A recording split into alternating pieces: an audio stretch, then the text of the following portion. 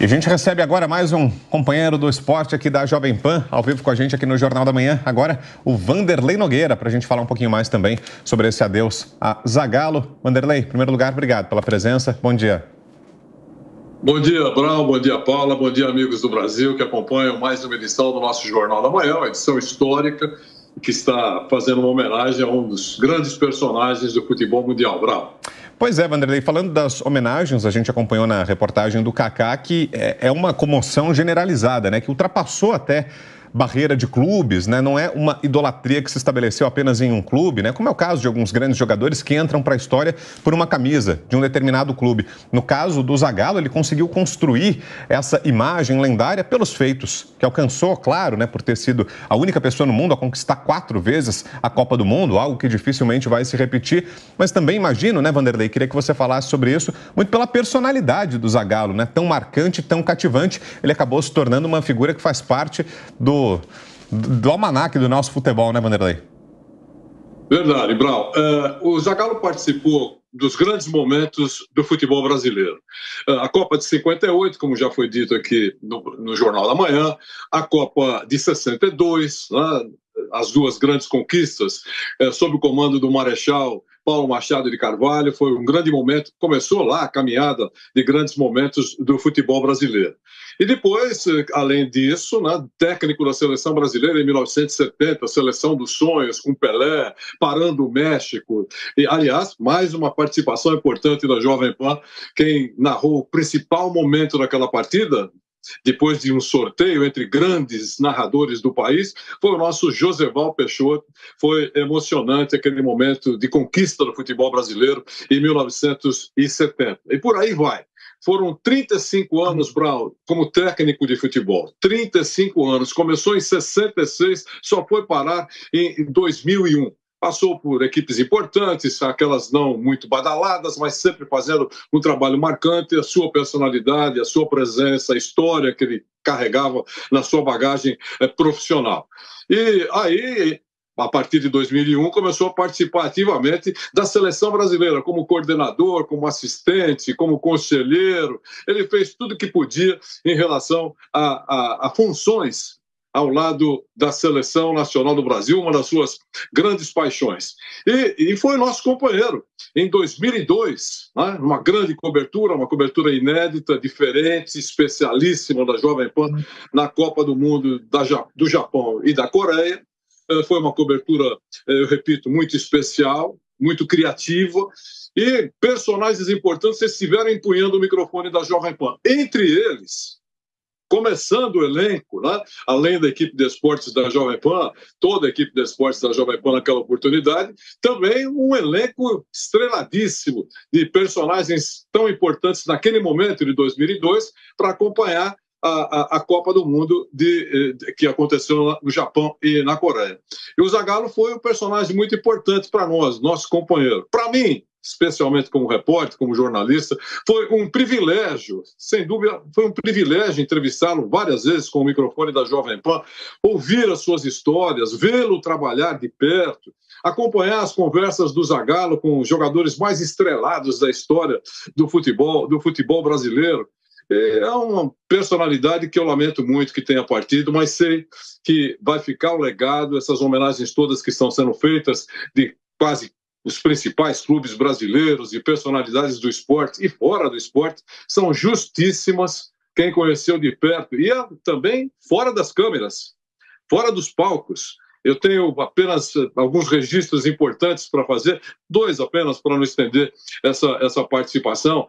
Meu caro Vitor Brau e amigos do Jornal da Manhã da Jovem Pan, uma nem vou citar comigo, mas com um companheiro falecido, grande repórter, os mais experientes vão lembrar, Eli Coimbra, grande repórter esportivo, e na Copa de 1998, na França, o Zagallo estava lá, na verdade, e a Rede Record, naquele momento, não tinha os direitos de transmissão.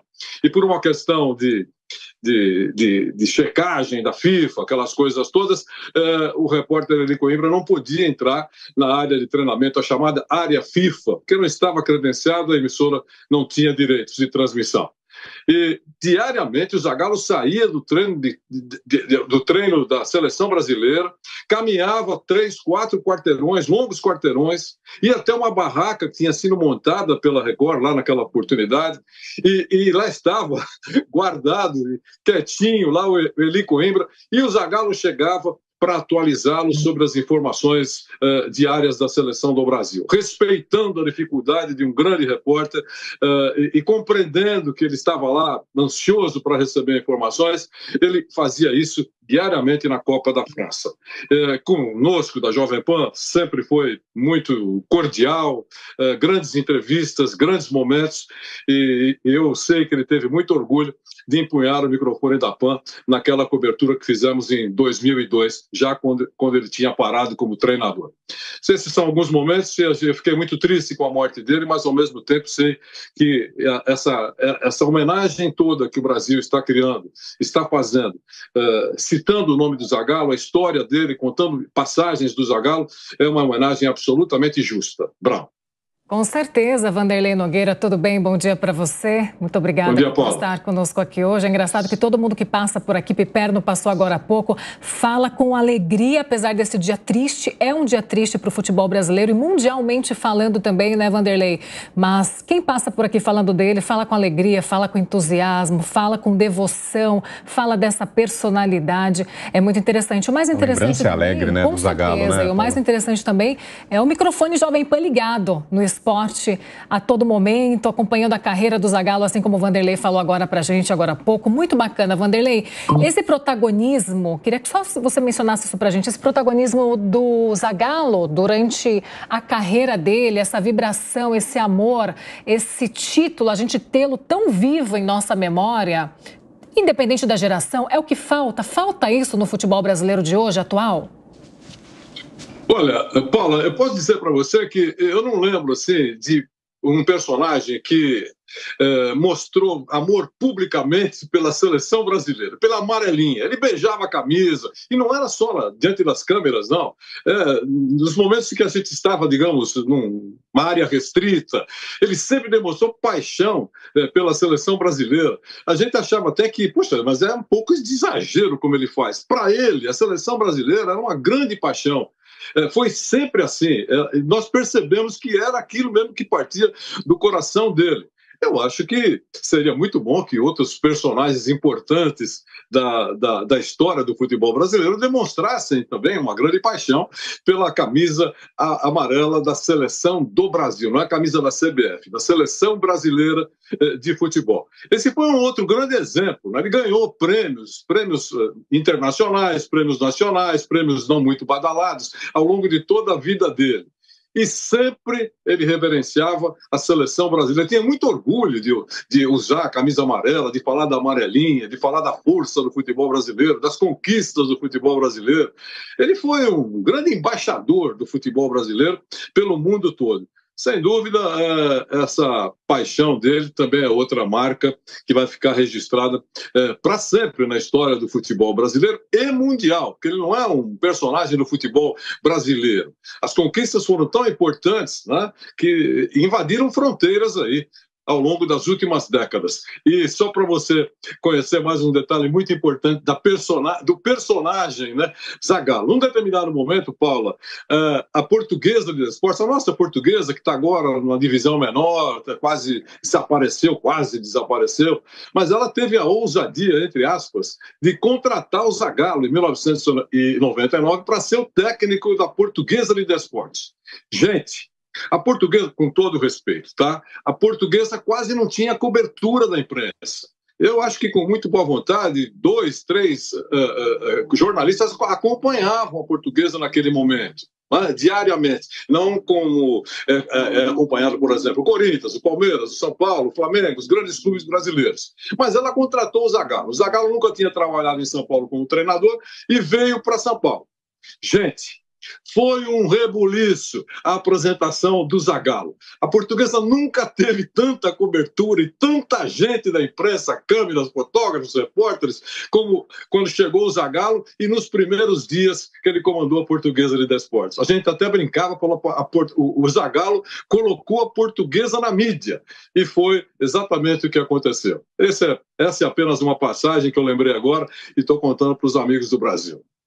Muitas ainda, né, Vanderlei, que a gente vai rememorar ao longo desses próximos dias sobre Mário Jorge Lobo Zagallo, essa figura histórica do nosso futebol que nos deixou hoje. Aliás, deixa eu aproveitar para trazer mais uma informação, Paula, antes de seguirmos, saiu agora há pouco, saíram as informações sobre o velório. Vai ser amanhã o velório no Rio de Janeiro, onde vivia o Zagallo nesses últimos anos. O velório vai acontecer na sede da Confederação Brasileira de Futebol, na Barra da Tijuca, no Rio de Janeiro, a partir das 9h30 da manhã de amanhã. E será uma cerimônia aberta ao público. Há sempre essa dúvida, né? Quando há o falecimento de uma grande personalidade, sobre qual vai ser a decisão da família, se será uma cerimônia restrita aos familiares e amigos ou se ela vai ser aberta ao público. E no caso de Zagallo, a confirmação é que sim, será uma cerimônia aberta ao público. Quem quiser se despedir poderá ir até a sede da CBF, na Barra da Tijuca, no Rio de Janeiro, amanhã cedo, a partir das 9h30 da manhã.